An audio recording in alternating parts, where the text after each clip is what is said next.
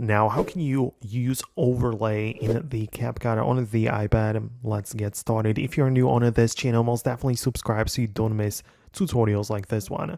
Well, the point is that you can regularly import your clips to the timeline, right? Like you might have two clips laying or like in a succession behind each other.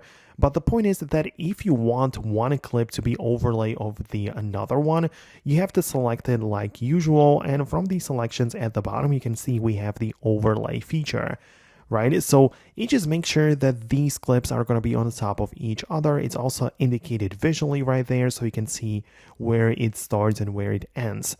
The point is that the video should be of different size or shape, so you can actually see the background one as well, right? So if you make the video smaller or if you remove the background or something, you'll be able to see both the foreground or the overlay video as well as the background one, right? So that's how it generally works. You can also perform some other changes to that as well. Like if you, I don't know, just import just a single color image as the overlay, like you can dial down the opacity or something and have a nice effect or whatever you do creatively, right? It doesn't matter, but this is how you can do this, and this is how the overlay feature works in a Capcut. So if you found this video helpful, most definitely stay tuned by subscribing and also hit the thumbs up to let me know about it.